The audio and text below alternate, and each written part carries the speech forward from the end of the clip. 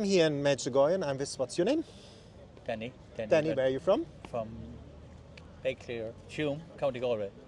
And how often have you been in Medjugorje? 10 or 11 times. And why do you come back all the time? It's like a calling from Our Lady.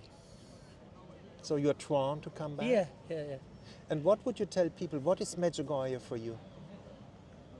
Peace. And open your heart. Wow, that's it, no? And what did you receive here? You opened your heart and you received something? I just gave everything to Our Lady this morning. I just felt this is the day. And I have hens and eggs, but I asked Our Lady to take care of them, and I know she will.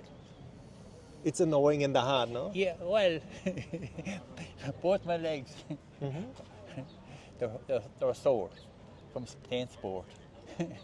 But look, they're bearable, their pain is bearable. Amen. And you pray the Rosary? Every night. Why do you do that? Well, we think it's the nearest thing to Jesus and Mary.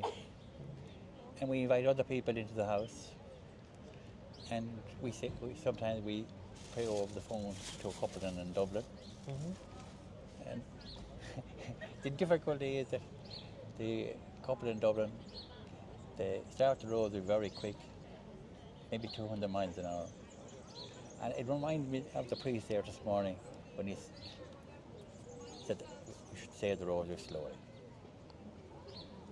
And by the time the rosary is over, the people in Dublin seem to be going at the pace that we like to go. Is that the effect of the Rosary, to calm down, to give peace? Yeah. And there was a person down in Westport, Jim Brown, that we knew 16 years, and he prayer groups, and he used to emphasize how important it is to say the rosary slowly. Because he used to say, it's only a rhyme if you just pray too quickly, and I believe it is a rhyme. So that's it. And you regularly go to confession, because Medjugorje is the confessional of the world? Yeah, usually every 3 to 4 weeks.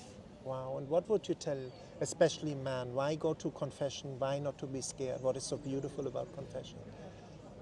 Oh, just to cleanse the soul. And sometimes you might think you're repeating, but if you have this committed the same since you met the priest before, well then I believe you have to confess it. Some people say, well, I'm confessing the same sins every time. Why go? And I say, well, maybe you should double your effort, not to commit the same sins, including myself. Yes, me too. And well, okay, so that's that's the best I can say to people that doesn't want to go to confession. And the priest in Hume, Father Mark, and he's only ordained a year, but he's really special because he will say, well, if there's any sin that comes to your mind maybe tomorrow or the next day, even though you have made a confession today, he say, come back and confess that sin. He always has plenty of time. And after confession, our faith states that we are in a state of grace and we can receive the Eucharist. It seems a lot of people don't understand the miracle of the Eucharist. Can you explain? Yeah, well, about 3 weeks ago, I felt I had a sin and that I shouldn't be receiving. So this particular Father Mark, I went into the sacristy before Mass and I said, Father, could you hear my confessions afterwards? And he said, whatever sin you have, he said, I would give you permission, he said, to receive, and then you can confess that sin afterwards. And when I came out of the confession box, I just felt a pep in my step with a clear conscience.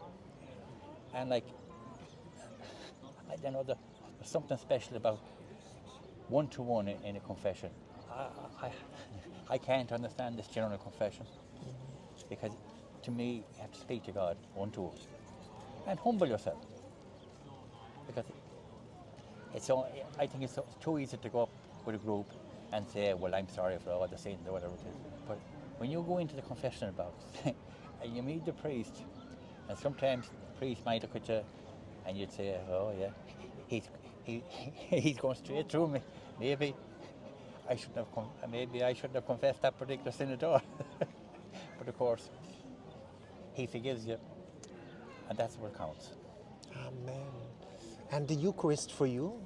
The Eucharist is me for everything, because when I was growing up, there was 5 of us in the family, and my mother used to say, there's no sense in going to Mass if you don't receive. And I think that has stayed with me, and we have 6 in the family, and we try to emphasize the importance of receiving, but in the state of grace. Fantastic. There's probably times I have received and maybe not be in that state of grace, but I ask Jesus to forgive me instead of the time I get the chance to go to confession. Oh, so powerful. And you have a favorite saint?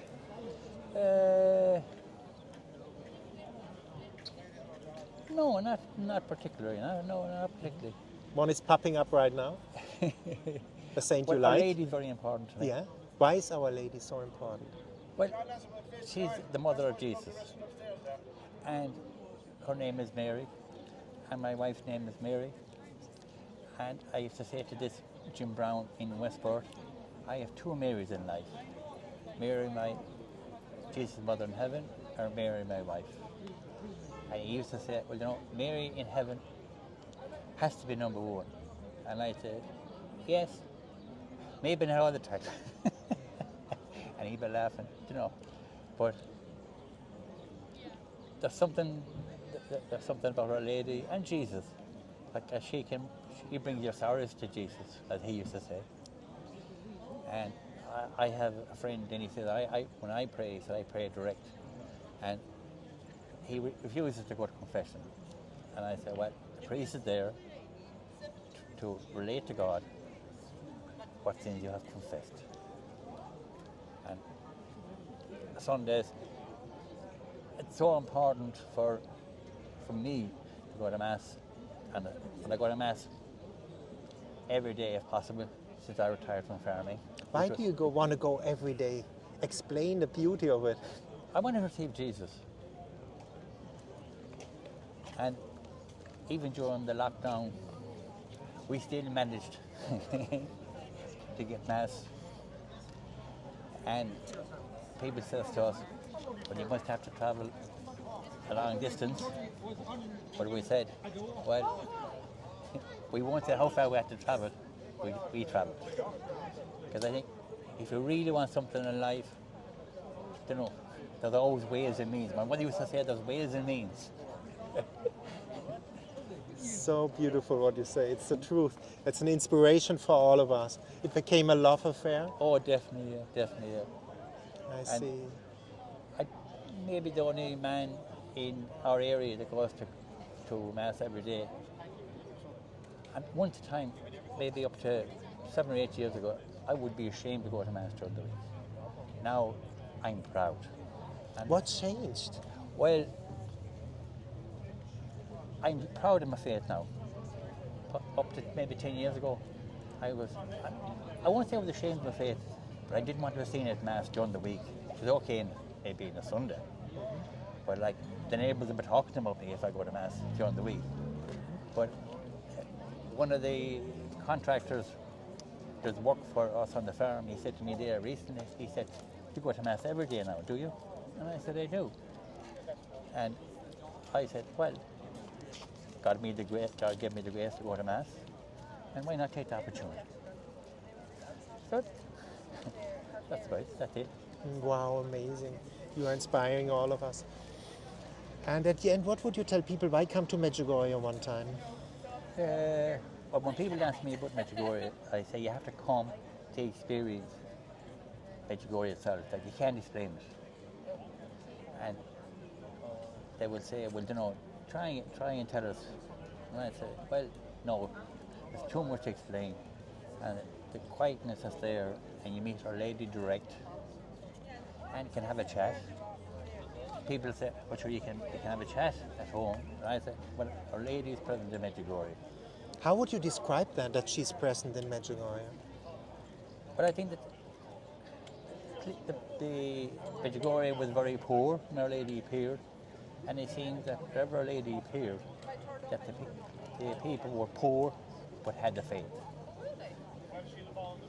And when I think of Ireland now, there's such few people are practicing, and I would say sometimes, well, Our Lady, you know, it's not fair that you're still forgiving people even though they deliberately obtain for Mass, and they're working on Sundays, and they have normalised Sunday in such a way that it's just like any day of the week. And I had experience, I had a tractor and trailer, and I used to give it to different people, and they used to use the excuse, well, I'm not using a tractor and trailer, so I'm not committing the sin. And then after about 3 years, just like my conscience was at me, and I just said, okay, well, if I didn't give them the tractor and trailer, they couldn't do that particular work. So I told them, and they were very reluctant, because one of them was my best friend, and I said, no. I said, you can have it Monday to Saturday, but not Sunday. And I was maybe in danger of losing that particular friend. I didn't care. I just felt it was my obligation to tell that person how important Sunday is for Jesus.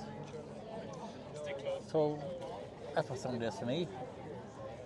Maybe when I was young, we used to work on the farm, and maybe I did work on Sundays, but there was no machinery at that time. So it was a necessity, maybe if the weather wasn't good, just to go out and save on Sunday. But now, with all the machinery in the farms, to me, there's no excuse. No excuse.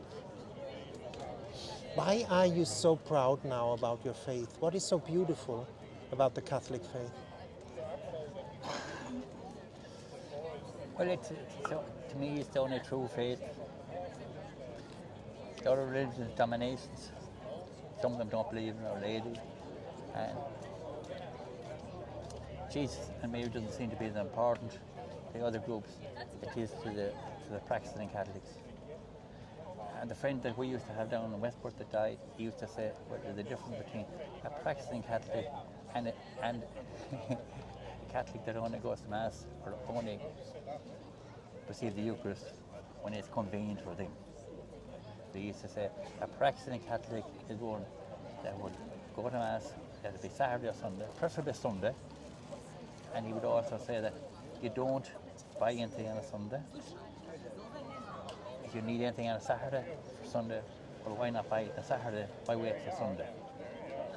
So that's what Sunday means to me. Beautiful. We have to emphasize on that.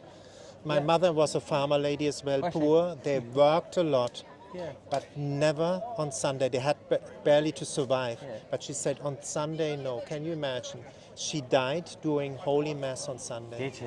Gone to heaven. That was wonderful. But we have to emphasize that again. And again, her story. On one day before, her girls asked her, Mom, my grandmother, my aunts asked, let's have coffee together. She said, no, today I have no time. I have to go to confession. She always had time. Friday, she was in the bank.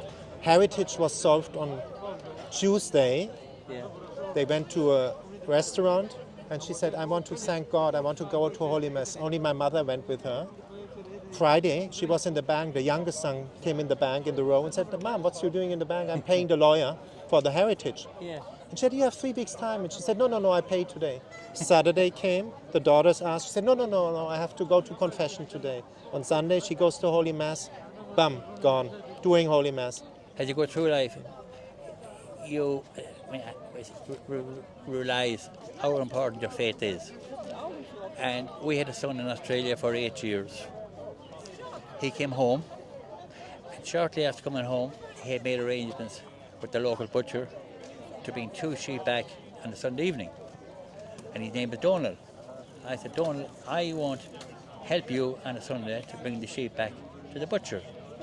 But he said, Daddy says he needs them back this evening because he'll be slaughtering them early Monday morning. And I said, the butcher doesn't slaughter any animals until 10 o'clock. And I said, there's no problem helping you in the Monday morning. So he was going to work early, so he said, well, would you get up 6 o'clock in the morning to help me? I said, I'll go up any time in the morning to help you to bring the sheep back to the butcher, but not on Sunday. And I have noticed that he works less and less on a Sunday now than he used to.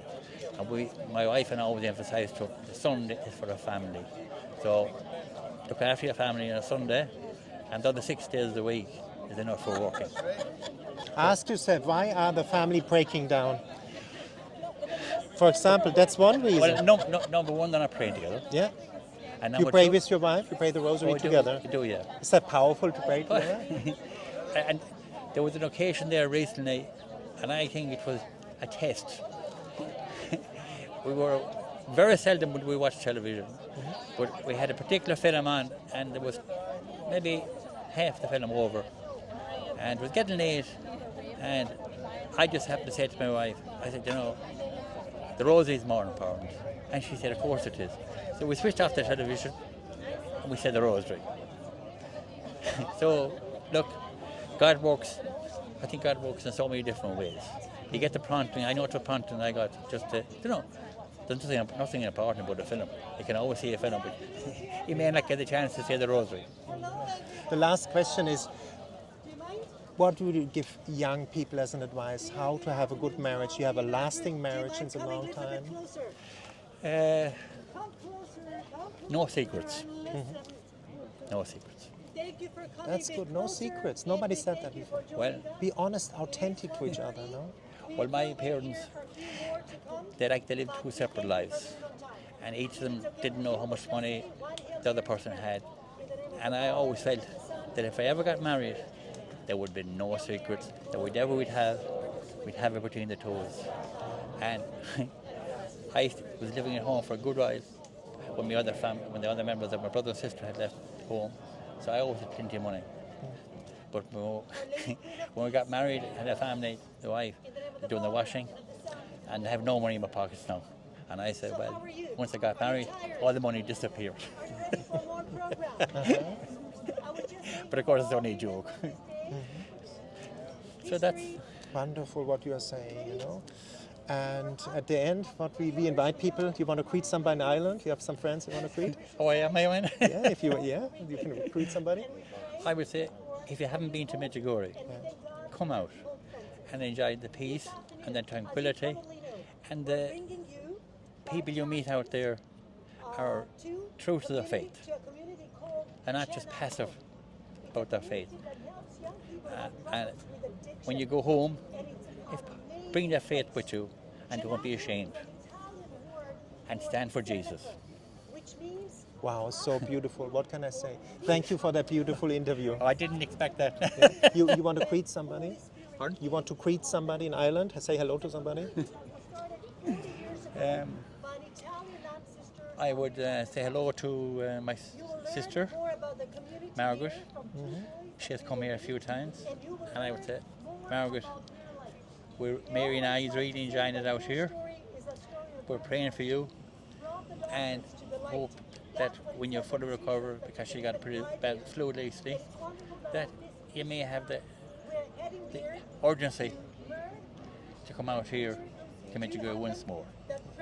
Thank you. Thank you for that beautiful interview. Thank you.